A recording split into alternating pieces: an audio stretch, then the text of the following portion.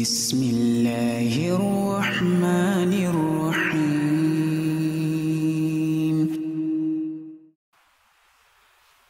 إن الحمد لله نحمده ونستعينه ونستهديه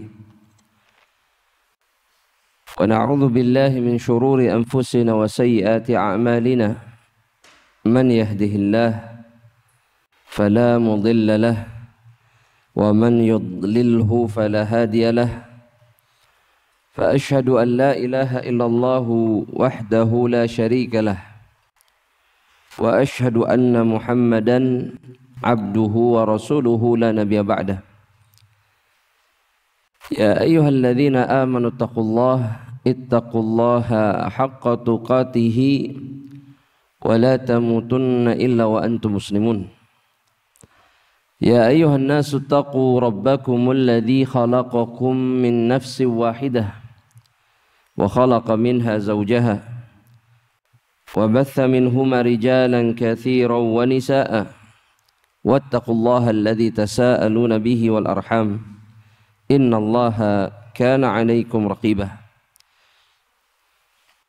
يا أيها الذين آمنوا اتقوا الله وقولوا قولا سديدا يصلح لكم أعمالكم ويغفر لكم ذنوبكم ومن يطع الله ورسوله فقد فاز فوزا عظيما فأما بعد عباد الله رحمني ورحمكم الله. Kembali kita melanjutkan pembahasan kitab 300 dosa yang diremehkan oleh kaum wanita atau khususnya oleh kaum muslimah. Masih berbicara dosa atau tentang dosa yang ke-23 yaitu al-ikhtilat, di mana penulis kitab menyebutkan dalil dari Al-Quran, dari kitabullah. Begitu juga beliau kemudian menyebutkan dalil dari sunnah Nabi Muhammad sallallahu alaihi wasallam yang menunjukkan terlarangnya atau menunjukkan keharaman al-ikhtilatu di dalam agama Allah Subhanahu wa taala. Ketika seorang laki-laki dan seorang wanita atau seorang muslim mukmin dengan seorang muslimah atau mukminah yang tidak memiliki alasan secara syar'i untuk berkumpul berada di tempat yang sama tanpa ada batasan. Syekh beliau menyebutkan dalil yang kedua dari kitabullah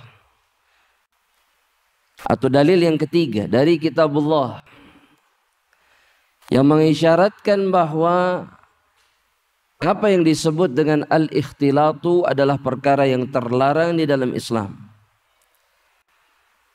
Allah Jalla Jalaluhu berfirman di dalam surat An-Nur ayat yang ke-31, di mana Allah Jalla Jalaluhu berfirman kepada kaum muslimah dengan firman-Nya, wala yadribna bi arjulihinna liyu'lama ma yukhfina min zinatihinna. Allah Subhanahu wa taala mengatakan, dan janganlah mereka menghentakkan kaki mereka, kata Allah Subhanahu wa taala. Maksudnya wanita-wanita muslimah, wanita-wanita mukminah. Janganlah mereka menghentakkan kaki mereka, kaki-kaki mereka, liyu'lama ma yukhfina min zinatihinna, dengan tujuan agar diketahui perhiasan yang mereka sembunyikan di kaki mereka. Karena di antara perkara yang maklum, yang diketahui, bahwa kaum wanita biasanya mereka mengenakan perhiasan di kaki-kaki mereka. Itu fitrah. Itu sesuatu yang wajar untuk dilakukan oleh seorang wanita. Dan bukan perkara yang terlarang. Tapi yang kemudian menjadi perkara yang terlarang adalah ketika mereka kemudian menghentakkan kaki-kakinya agar diketahui perhiasan-perhiasan mereka. Sehingga suaranya terdengar. Atau bahkan terlihat perhiasan yang mereka lakukan atau yang mereka kenakan. Kata Syekh, wa wajhud dalalah minal ayah, sisi pendalilan dari ayat tersebut kata beliau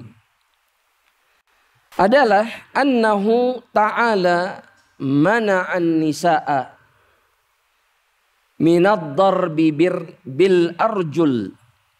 Allahu Ta'ala melarang kaum wanita, yaitu wanita-wanita muslimah,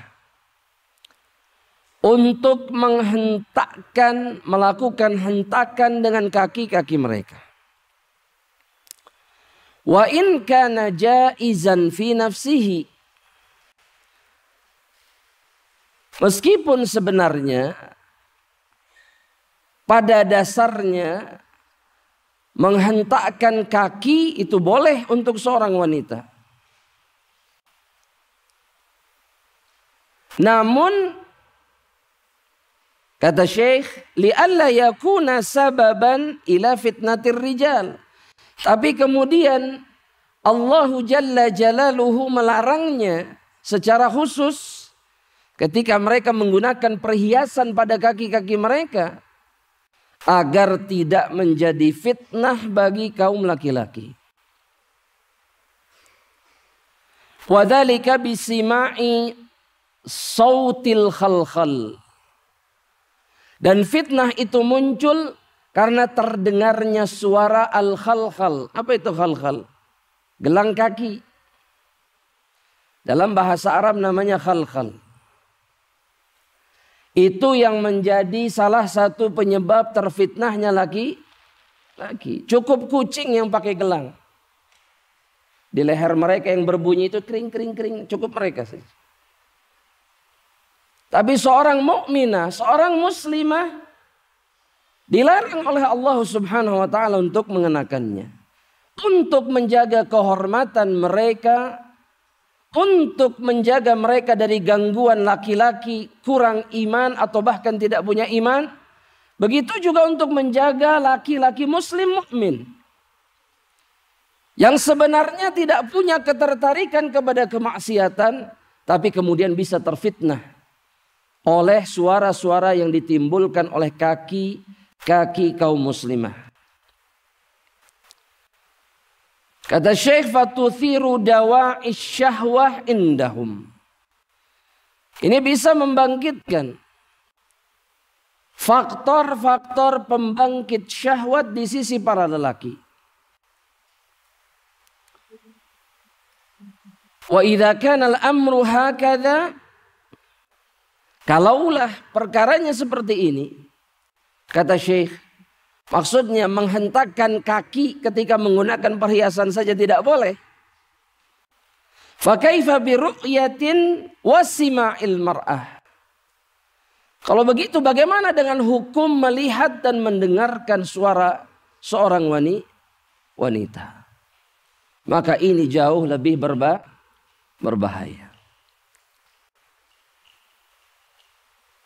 Semakin seorang wanita itu menyingkap keadaan dirinya, maka semakin besar fitnah bagi kaum lelaki.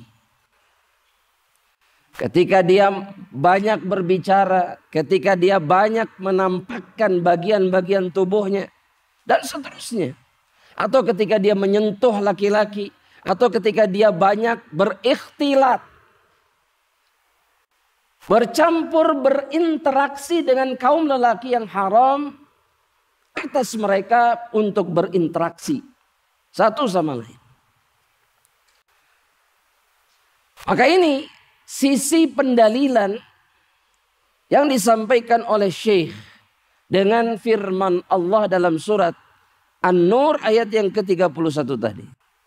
Kalau suara gelang kakinya saja tidak boleh terdengar, karena ini bisa menjadi penyebab fitnah, bagaimana dengan perjumpaan? Ketemu, dengar suaranya, dan itu terjadi terus menerus. Maka ini jauh lebih terlarang. Jauh lebih diharamkan di dalam Islam. Kata Syekh, wa ghairu dzalika minal adillatil qur'aniyah. Lakin fi hadza qadrul kifayah. Dan dalil-dalil yang lainnya dari Al-Quran. Tapi dengan 3 dalil atau ayat dari Al-Quran tadi, atau sebelumnya sudah disampaikan, maka itu sudah cukup, kata Syekh. Kemudian beliau berpindah kepada dalil dari sunnah Nabi Muhammad sallallahu alaihi wasallam. Dalil yang pertama, sebagaimana diriwayatkan oleh Al-Imam Ahmad di dalam musnadnya dari sahabat yang mulia Abdullah ibnu Umar radhiyallahu ta'ala anhuma.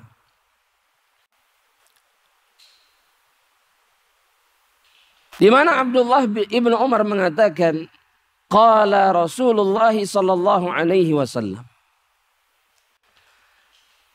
Telah bersabda Nabi Muhammad Rasulullah sallallahu alaihi wasallam. Kata Rasul sallallahu alaihi wasallam, la tamna'un nisaa an yakhrujna ilal masajid.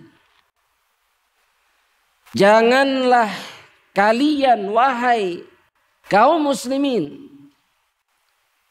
wahai hamba-hamba lelaki Allah, melarang wanita-wanita kalian untuk ke masjid.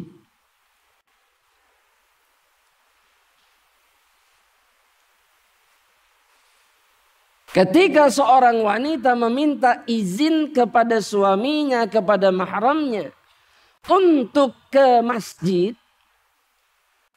maka syariat ini jelas menjelaskan, la tamna'u, jangan dilarang, jangan dicegah. Namun Nabi juga mengatakan, kemudian Nabi mengatakan, wa buyutuhunna khairun lahunna. Tapi rumah-rumah mereka itu jauh lebih baik bagi mereka dibandingkan masjid. Dibandingkan apa? Masjid. Jadi semestinya tidak ada pertanyaan lagi. Kalau ditanyakan lebih baik mana? Ibadah di rumah atau di masjid bagi wanita? Jelas. Lebih baik di rumah. Sebaliknya dengan laki-laki. Untuk ibadah-ibadah yang wajib yang terbaik di mana? Di masjid. Tapi laki-laki juga dianjurkan untuk banyak beribadah di mana? Di rumah. Tapi bagi perempuan jauh lebih tinggi, jauh lebih besar pahalanya dibandingkan laki-laki. Ketika mereka beribadah di rumah. Wa fi riwayatin, dalam riwayat yang lain kata Syekh, la tamna'u ima Allahi masajidallah. Jangan kalian larang hamba-hamba perempuan Allah untuk datang ke rumah-rumah Allah, ke masjid-masjid Allah. Tapi Nabi juga kemudian mengatakan perkataan yang sama. Wa buyutuhunna khairun lahunna. Dan rumah-rumah mereka jauh lebih baik bagi mereka.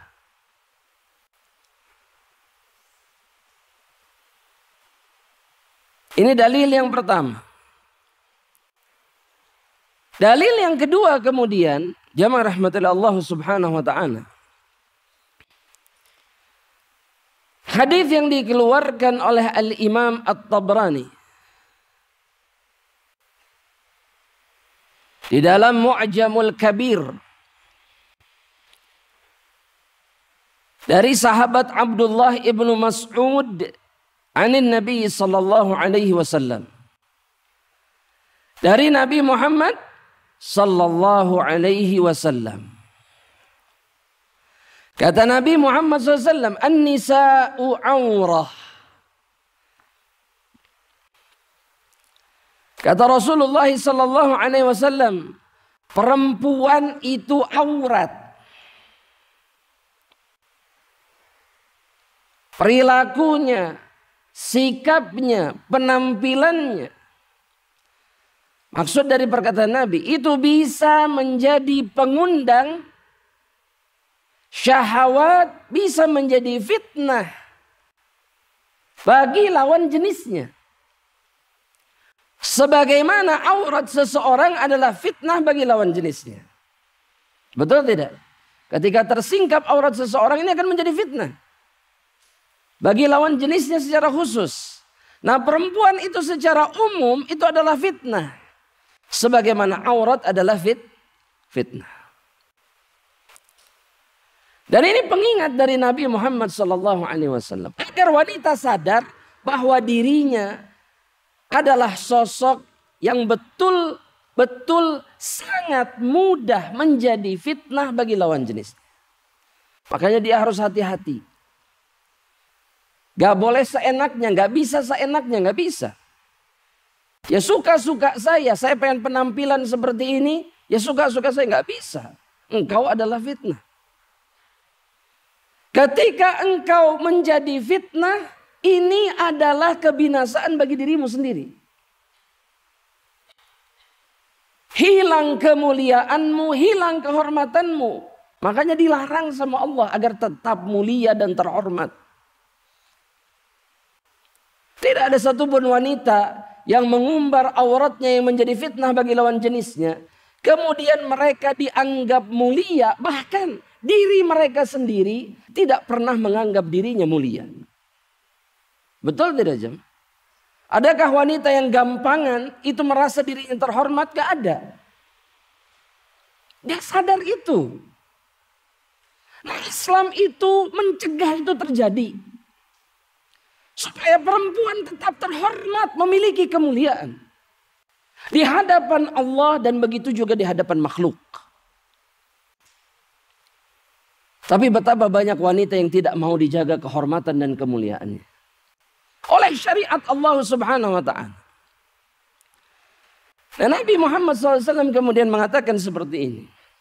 Wa innal mar'ata la takhruju min baitiha. Sesungguhnya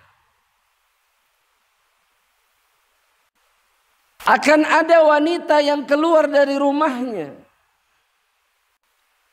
Ma biha ba'sun. Padahal tidak ada keperluan untuk keluar rumah. Fayastashrifuha syaitan. Fayaqul. Innaki la tamurrina bi ahadin illa jabtihi. Sesungguhnya kemudian syaitan akan membuat dirinya, si wanita ini, merasa mulia, merasa luar biasa ketika dia keluar rumah.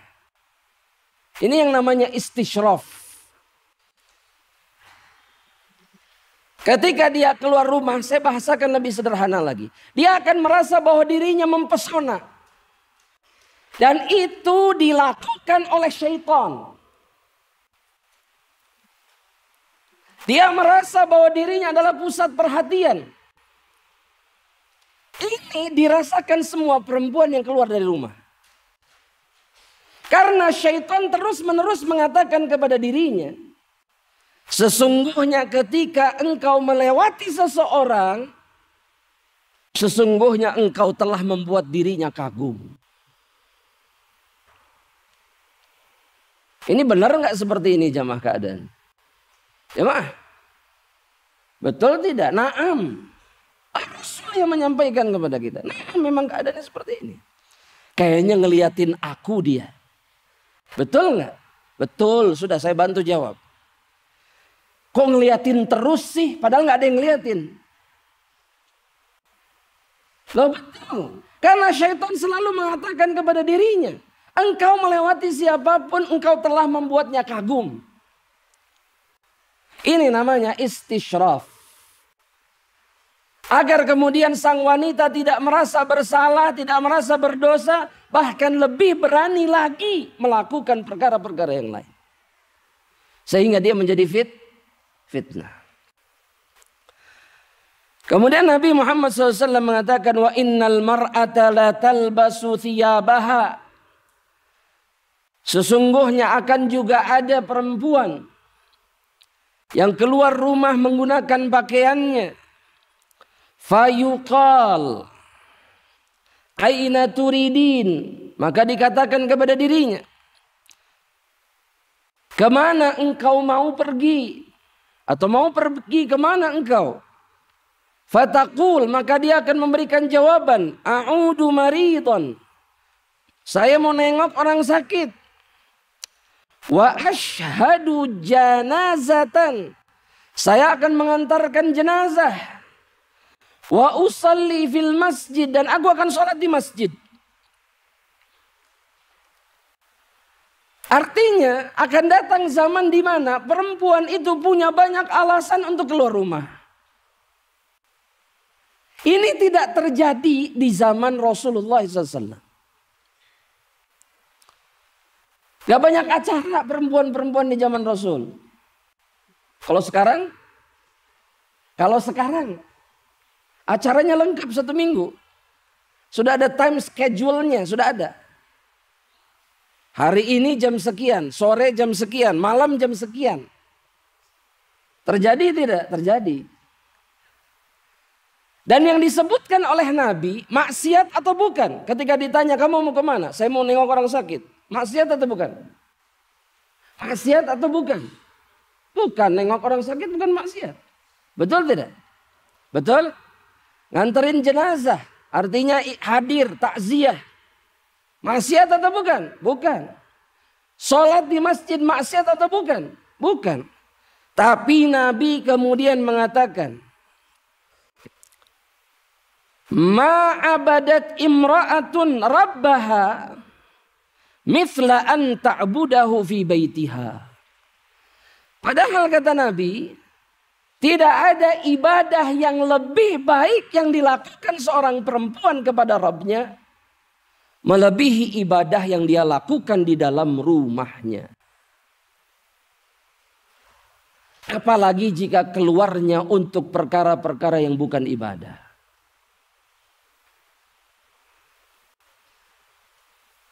Untuk amal-amal soleh yang tadi disebutkan saja sama Nabi, itu masih kalah dengan ibadah yang dia lakukan di dalam rumahnya. Kalaulah ada perempuan yang terus di rumah misalkan, memilih terus di rumah, terus ibadah sholat sunnah ini, itu jauh lebih baik dibandingkan amal soleh yang dia lakukan di luar rumahnya. Itu yang ingin disampaikan oleh Rasulullah Sallallahu Alaihi Wasallam. Qala Al-Hafidh Ibnu Hajar fil Fath. Al-Hafidh Ibnu Hajar Al-Asqalani mengatakan dalam kitabnya Fathul Bari.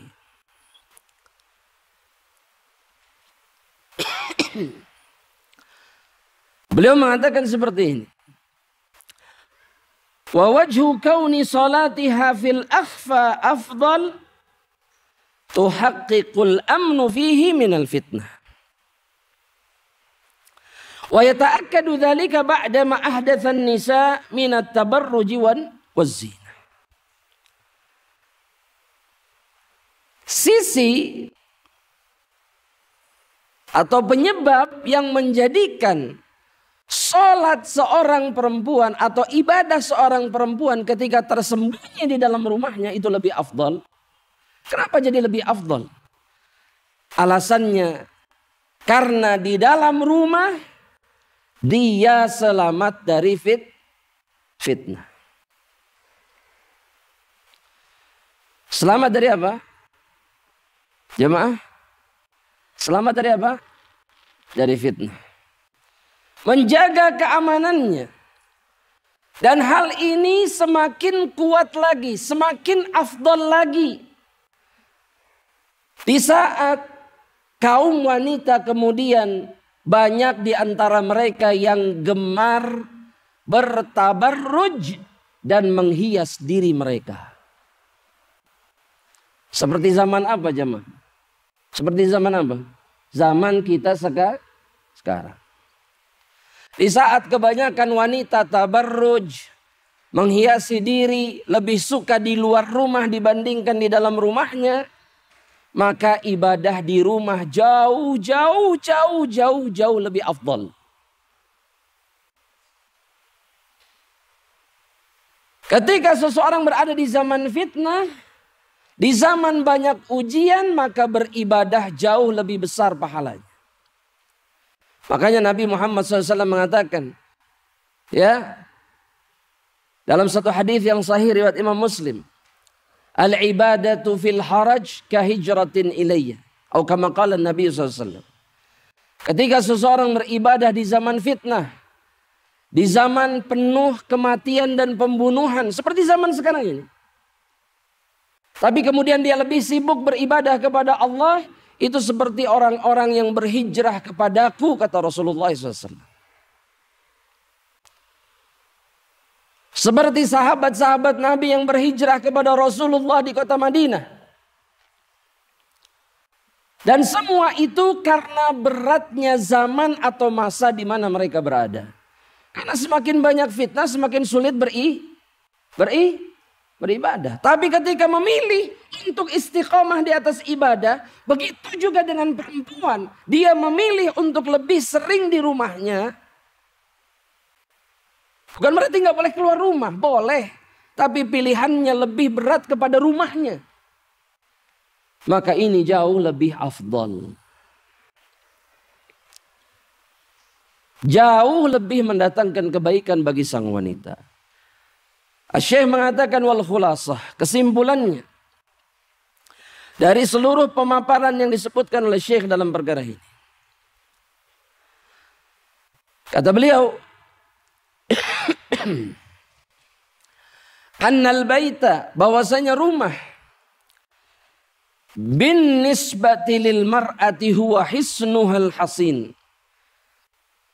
Rumah bagi seorang wanita itu tidak ubahnya seperti benteng yang sangat kokoh. Jadi tempat dia berlindung itu adalah rumahnya. Wa mahallu istiqrariha wa rahatiha wa tuma'ninatiha.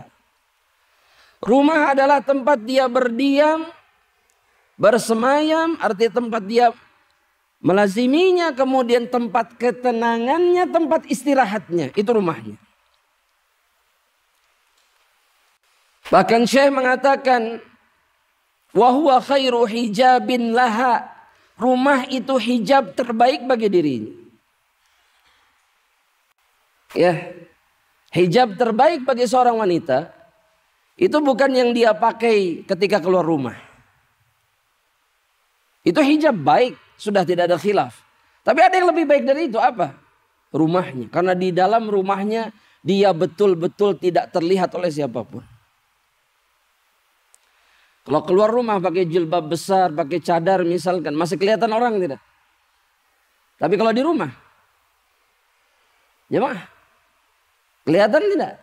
Enggak. Ini sebaik-baiknya hijab.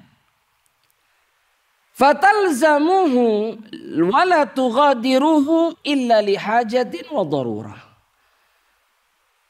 Maka sepatutnya seorang wanita melazimi rumahnya.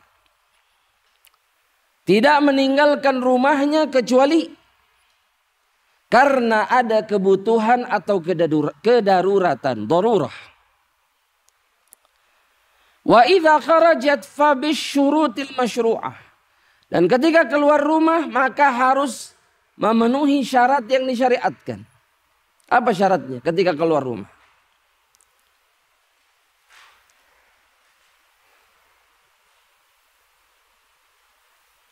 Apa syaratnya jemaah? Syaratnya disebutkan oleh Syekh. Di dalam kitab ada. Kita lanjutkan dulu apa yang dikatakan oleh Syekh. Fabidzalika tuhafidhu ala karamatiha. Dengan memenuhi persyaratan ketika keluar rumah, maka dia telah menjaga kehormatannya wa karamatal mujtama, dan kehormatan masyarakatnya. Fa idza kharajat li daruratin aw kharajat ila al masjid fa hunaka min asy-syuruti wal quyud allati wada'aha asy-syari' liman al-fitnah wal ikhtilat. Ketika seorang perempuan keluar karena ada kebutuhan atau pergi ke masjid, maka ada syarat-syarat dan batasan-batasan yang diletakkan oleh syariat ini agar dia terjaga dari fitnah dan ikhtilat. Yang pertama, syarat yang pertama, alla takhruja atau la alla takhruju muta'attirah. Keluar dari rumah tidak apa? Muta'attirah. Tidak apa? Iter itu apa artinya? Bukan, muta'attir. Iter itu yang antum pakai kalau mau keluar rumah biasanya. Atau mau sholat biasanya dipakai. Kalau laki-laki, pewangian, parfum, minyak wangi. Maksudnya adalah tidak menggunakan minyak wangi yang sampai tercium oleh lawan jenisnya. Yang kedua, ja'lu babin khasin bin nisa'i lid-dukhuli wal khuruji minhu. Yang kedua adalah ketika dia berada di satu tempat, maka semestinya ada pintu yang khusus bagi wanita untuk masuk dan keluar. Atau seorang wanita kemudian memilih jalan yang berbeda dengan jalan yang dipilih oleh lawan-lawan jenisnya. Bukan kemudian beradu. Betul tidak jemaah? Ini yang banyak terjadi. Betul? Iya, gak peduli mau laki-laki banyak mau apa lewat situ. Sudah. Cuek aja. Gak gitu caranya dalam Islam. Yang ketiga kemudian takunu fi man'a 'anir rijali haitsu la tura. Yang berikutnya, seorang wanita harus berusaha sebisanya untuk tidak terlihat oleh laki-laki. Ini mungkin dilakukan atau tidak sih sebetulnya? Saya mau tanya jam. Susah, tapi bisa tidak? Bisa. Kita saja yang tidak mau melakukannya. Banyak di antara kita yang nggak mau melakukan. Yang perempuan tidak mau melakukannya, yang laki-laki berusaha mendekat kepada perempuan. Sudah tahu ini banyak perempuan, dia lewat begitu saja seenaknya. Gak bisa. Nabi memperingatkan para lelaki, iyyakum wad-dukhuli 'alan nisa. Hati-hati kalian ketika kalian masuk ke satu tempat yang isinya perempuan. Diingatkan sama Nabi, jangan seenaknya. Kalau kita tahu ini banyak perempuannya, jangan ke situ. Jangan ke situ. Tapi saya harus lewat situ, cari jalan lain meskipun jauh. Kita sendiri yang malas untuk melakukannya. Akhirnya terfitnah. Lah gak apa-apa lah ini perempuan-perempuan berhijab semuanya. Gak bisa. Gak bisa. Laki-laki itu terfitnah oleh wanita. Meskipun seorang wanita menggunakan hijab dan jilbab mereka. Saya tanya bapak-bapak, ini terjadi atau tidak? Terjadi. Makanya jangan main-main dengan apa yang sudah ditetapkan oleh syariat Allah Subhanahu wa ta'ala. Kemudian yang keempat. Tansarifun nisa atau tatasarrufun nisa qabla tansarifun nisa. Nah, qabla ar-rijal hatta la yaqa'ul ikhtilat. Sebisa mungkin seorang wanita itu menghindar atau pergi duluan ketika berjumpa dengan laki-laki. Supaya tidak ikhtilat. Cari tempat yang lain. Kalau dia tidak sengaja berpapasan atau yang semisalnya, cari jalan yang lain. Atau menghindar cepat-cepat. Jangan kemudian berdiam di tempat yang sama. Supaya tidak ikhtilat. Dan laki-laki pun sama semestinya. Kalau dilihat jumlah perempuan lebih banyak, jangan diam di situ. Menghindar ke tempat yang lain. Ya, jemaah. Kalau di satu ruangan banyak perempuannya, kita memilih diam di situ atau pergi? Ini yang sering terjadi yang mana? Diam di situ atau pergi? Ana ulangi sekali lagi. Diam di situ atau pergi? Kok ada jawabannya jemaah? Misalkan di ruang tunggu klinik, isinya ibu-ibu semuanya. Bapak-bapaknya cuma satu. Diam di situ atau keluar? Keluar. Tapi yang lebih sering terjadi apa? Diam di situ. Terus berharap iman dan ketakwaannya terjaga. Ini nggak mungkin.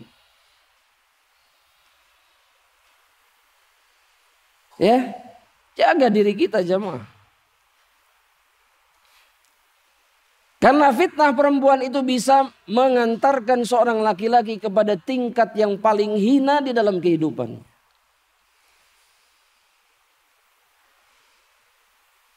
Seorang laki-laki itu harus punya iffah. Laki-laki itu harus punya karamah, harus punya kemuliaan. Harus punya izzah. Dan wanita ketika menfitnah dirinya atau dia terfitnah oleh wanita, maka seluruh kehormatan itu akan hilang. Dan jadilah dia manusia yang paling rendah dan paling hina gara-gara apa? Perempuan. Makanya jangan coba-coba. Kemudian yang kelima. Yang keberapa? Ketika keluar rumah, ini mungkin yang akan banyak ditentang oleh kebanyakan wanita. Tamshi fi hafatit tariq wa la tamshi fi wasatihi. Hatta la yaqa'ul ikhtilatu aydan. Kalau keluar rumah, sebisa mungkin dia jalan di tepian jalan. Jadi di sudut jalan yang paling sudut. Jangan jalan di tengah-tengah. Misalkan papasan atau di jalan yang sama ada laki-laki ada perempuan. Ini harusnya dalam Islam, sekali lagi, ini sunnah, ini sunnah.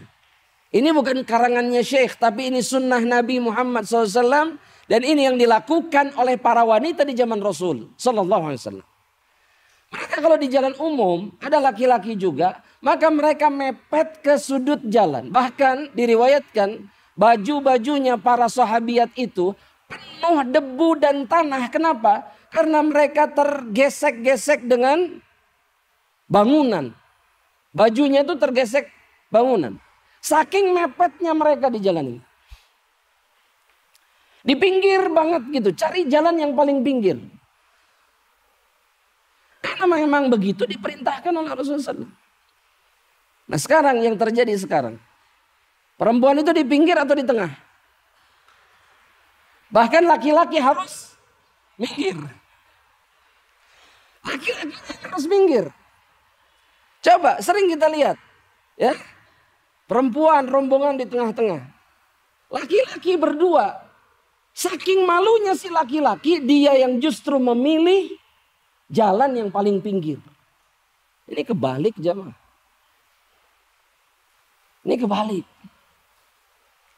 Justru si laki-laki yang punya rasa takut kepada Allah dan rasa malu. Kan kebalik.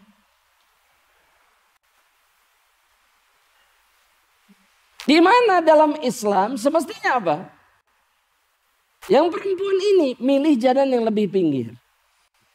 Bukan berarti dibeda-bedakan, bukan. Untuk menyelamatkan diri mereka dari fitnah.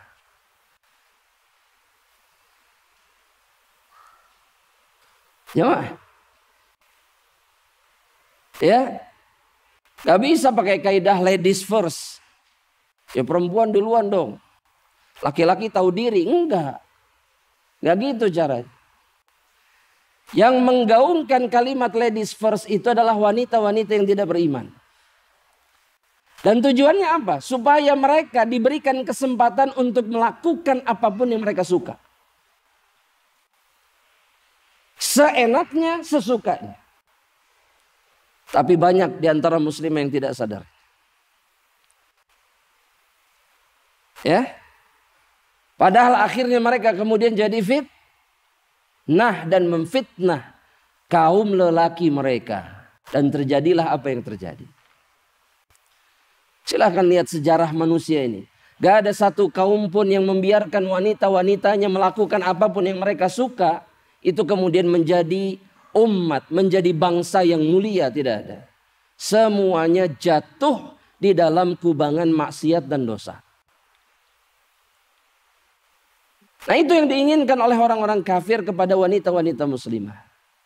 Supaya mereka hina, jatuh kehormatannya, dan begitu juga dengan kaum lelaki mereka. Sehingga hancurlah umat Islam. Islam itu merajai dunia jamaah. Dengan masyarakat wanita yang tahu caranya menjaga kehormatan. Barulah umat itu menjadi umat yang sangat kuat. Dan berkuasa di atas permukaan bumi. Dan itulah syarat yang kelima yang disebutkan oleh Syekh. Kemudian Syekh berpindah kepada dosa berikutnya. Dosa yang keberapa?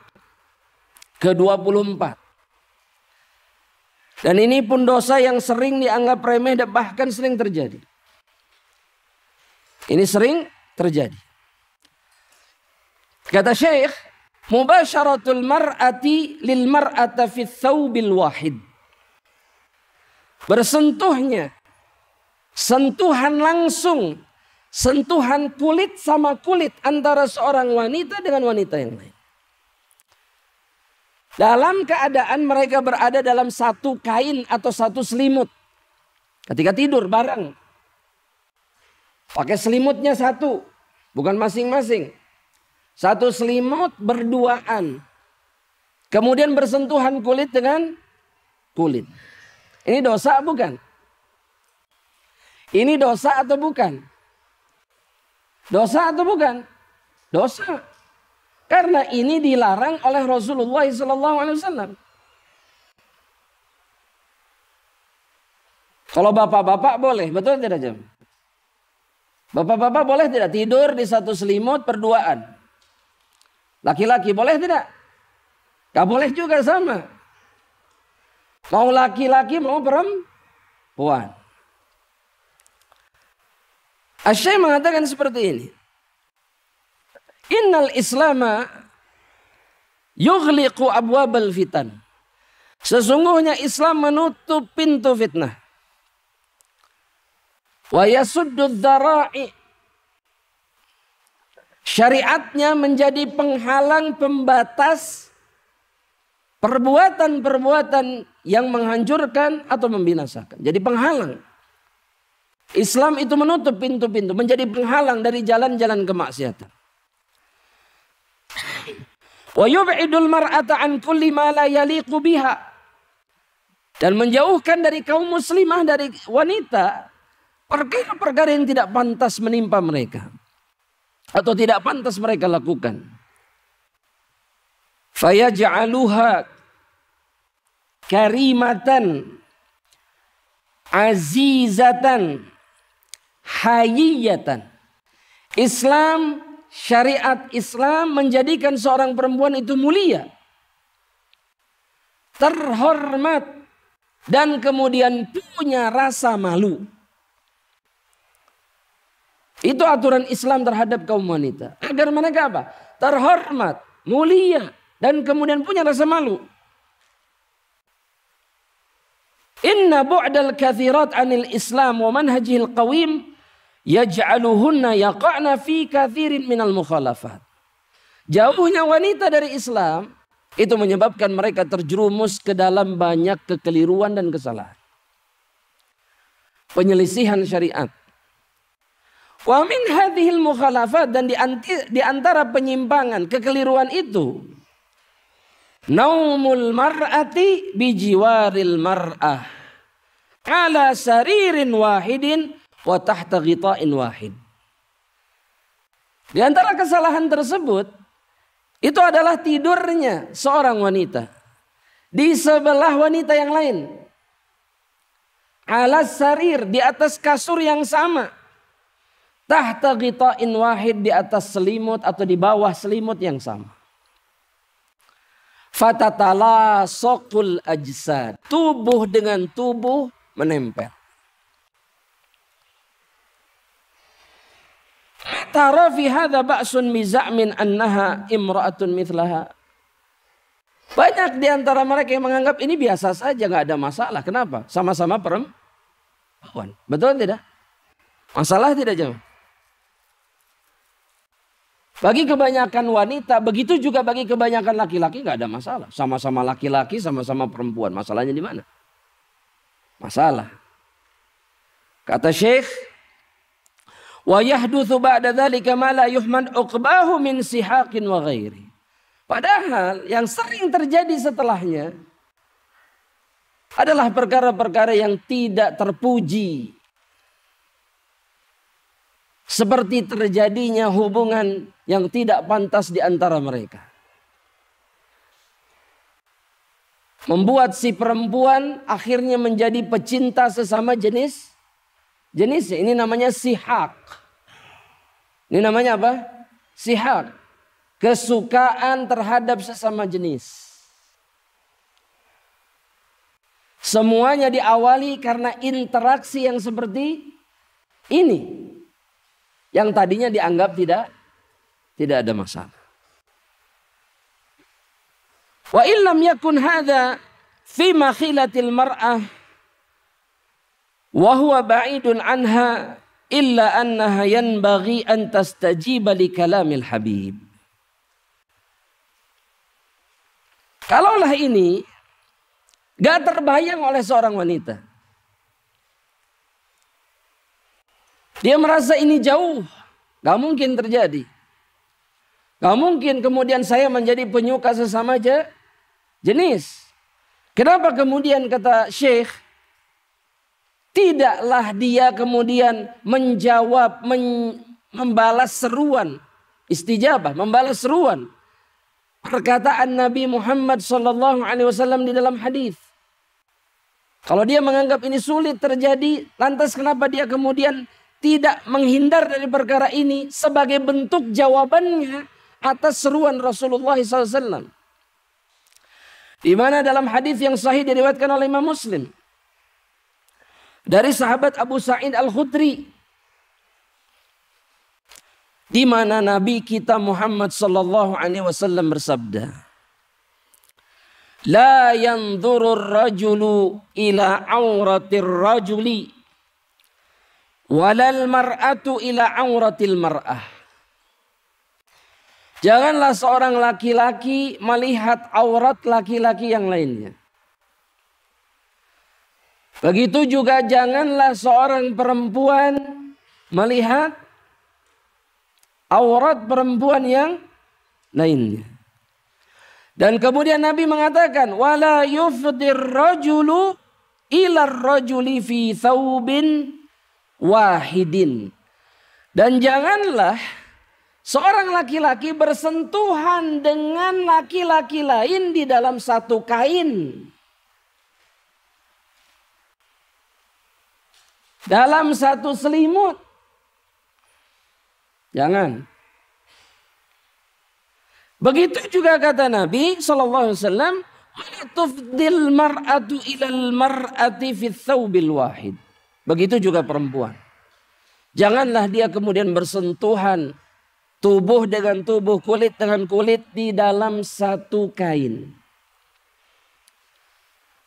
Kenapa enggak menjawab seruan Rasulullah SAW?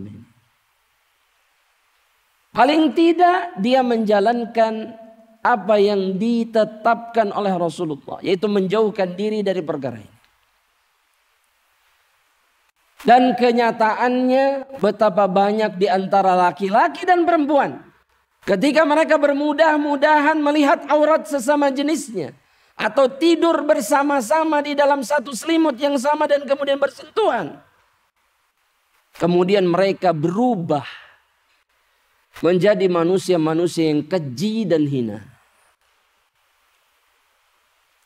Banyak di antara para ulama mengatakan jemaah, ketika seorang laki-laki suka laki-laki, perempuan suka perempuan, kemudian mereka melakukan maksiat, dosa mereka lebih buruk dari dosa pembunuhan. Kenapa? Karena perbuatan ini jauh lebih merusak dibandingkan rusaknya atau merusaknya pembunuhan. Orang kalau sudah tertimpa penyakit ini, mereka akan kesulitan apa? Sembuh. Makanya kata para ulama, solusi terbaik bagi orang-orang yang sudah terkena penyakit ini cuma satu. Apa jemaah?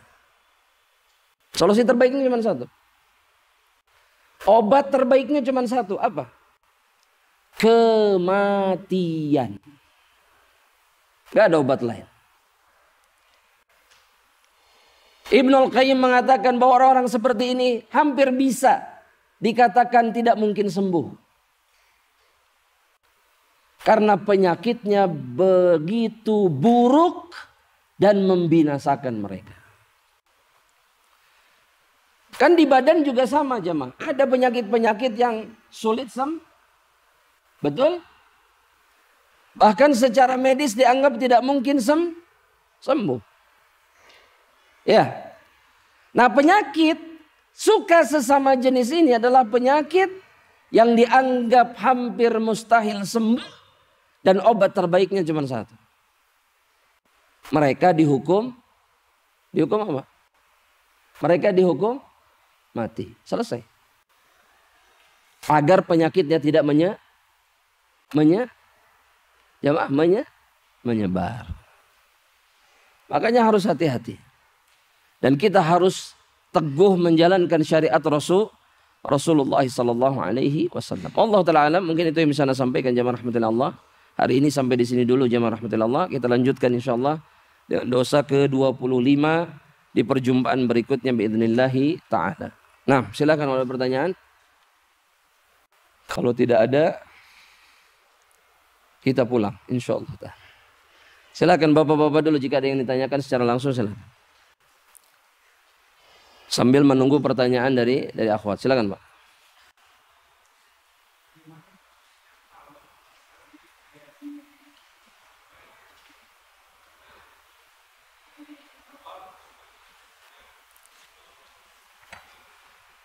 Nah.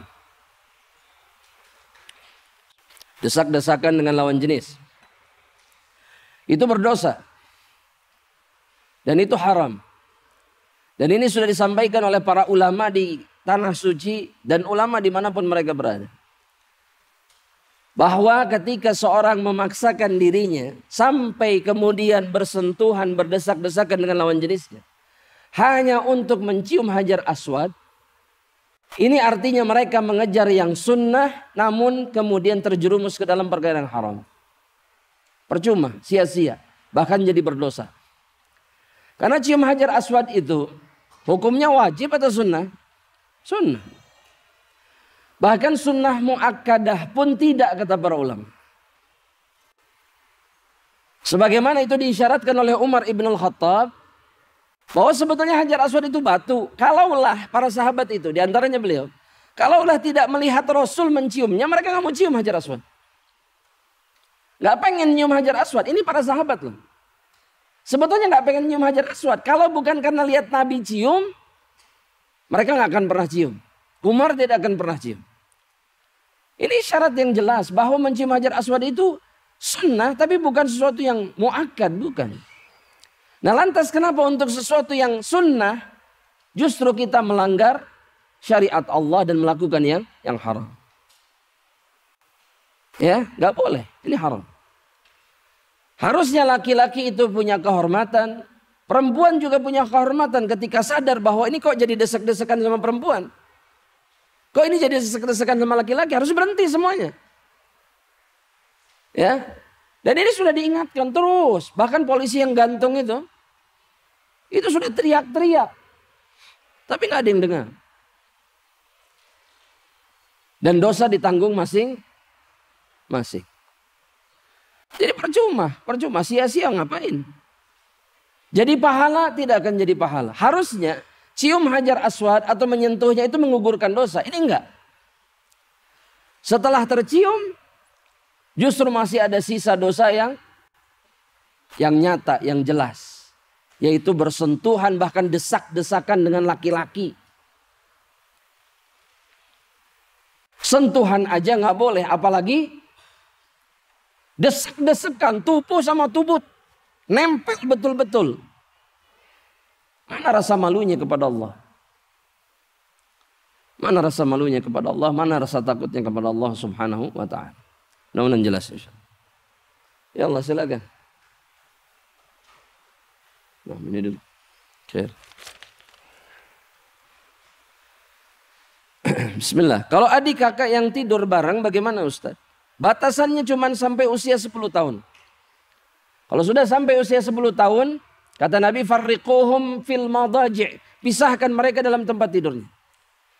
Kalau yang tadi ya bareng-bareng dari kecil mungkin, karena keterbatasan tempat dan yang semisalnya, bareng-bareng. Kalau sudah 10 tahun pisah. Meskipun kakak adik. Meskipun belum balik kedua-duanya. Misalkan belum balik kedua-duanya, pisah. Agar mereka tidak terbiasa kemudian melihat aurat satu sama lain. Dan tidak tersingkap aurat mereka. Kalau dibiarkan, maka inilah yang menyebabkan terjadinya kemaksiatan. Kemudian yang kedua. Bagaimana hukumnya ketika ada bazar Muslim Fair. Masya Allah. Di mana ada ikhtilat antara laki-laki dan perempuan. Ini nggak boleh juga. Ini jadi PR ini. Dan ini sudah disampaikan. Ini PR terbesar yang harus diselesaikan. Terjadinya ikhtilat dalam bazar. Ini sudah disampaikan kepada pihak yang menjadi pengurusnya. Sudah disampaikan. Ya, dan mudah-mudahan Allah mudahkan mereka untuk mencari jalan keluar. Iya. Jelas terjadi ini. Jelas terjadi. Nasallallahu alaihi wasallam. Harus sadar masing-masing. Ya, harus sadar bahwa tetap di tempat seperti ini pun tidak boleh. Jadi harus mencari solusi, mencari jalan yang membuat mereka tidak perlu berdesak-desakan dengan lawan jenis. Ya, kalau masing-masing sadar, insya Allah aman. Ya, imma dia berhenti dulu, imma dia cari jalan yang lain, imma menghindar dan seterusnya. Gitu ya. Kemudian pertanyaan berikutnya. Anak-anak akhwat, ada acara perpisahan di sekolahnya. Anak lebih baik ikut atau diwakilin saja sama saudaranya Ustaz? Diwakilin saja. Gak perlu ikut. Maksudnya mungkin orang tuanya datang. Gak perlu datang. Ya. Anaknya pun kalau perlu tidak perlu datang. Coba apa faedahnya? Jemaah. Faedahnya apa? Hari ini perpisahan, besok ketemu lagi ambil ijazah. Betul tidak? Apa gunanya perpisahan? Setiap hari kontak-kontak, apa gunanya perpisahan? Gak ada perpisahan sama sekali. Ya. Jadi ini hanya lebih ke arah ritual saja, kebiasaan. Dan bukanlah ini kebiasaan yang baik sebetulnya. Apalagi jika ternyata perpisahan ini bercampur baur, terjadi ikhtilat. Wallahu ta'ala a'lam bishawab.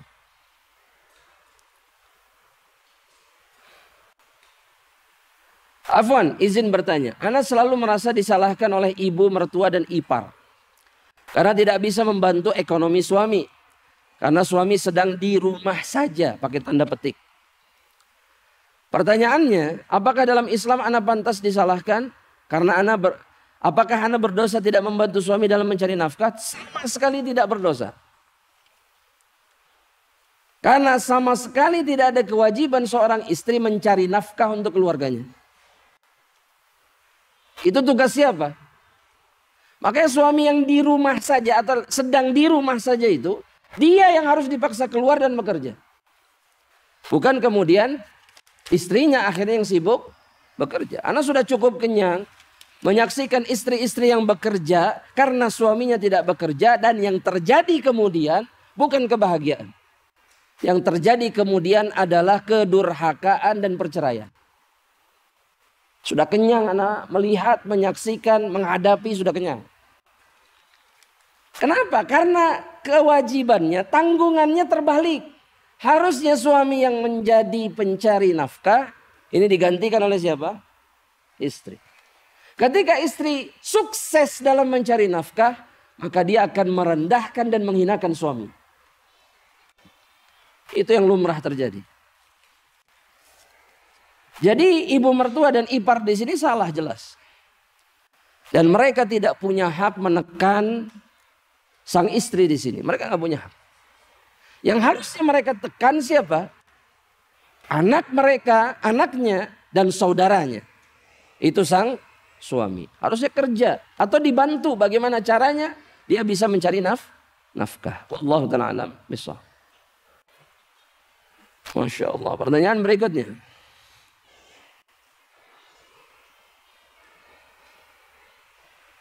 Bagaimana saat melakukan ibadah umrah yang terjadi adanya campur laki-laki dan wanita? Kalau bisa dihindari, dihindari. Kalau tidak memungkinkan untuk dihindari, maka Allah lebih tahu dan Allah pemaaf. Paham maksudnya? Masuk kita nggak bisa milih jalan, penuh, nggak bisa dipisah-pisah, nggak bisa dicari celah yang lain, nggak bisa. Sudah. Qadarullah ma syaa. Ya. Tapi kalau masih bisa, tetap harus menghindar. Karena bilang jemaah, ikhtilat ini terjadi termasuk di Masjidil Haram. Kenapa? Karena tidak semua orang sadar tentang hukum ikhtilat. Mereka tidak menjalankan syariat Allah 100%. Kalaulah mereka masing-masing sadar, maka nggak ada perempuan yang mau mendesak ke barisan laki-laki dan sebaliknya. Harusnya begitu. Tapi nggak semua orang tahu ini atau tidak semua orang menjalankan syariat ini. Akhirnya terjadilah ikhtilat kemudian dalam saat-saat momen-momen penuh. Sangat penuh manusia. Sulit dihindari. Ya, wallahu ta'ala a'lam bishawab.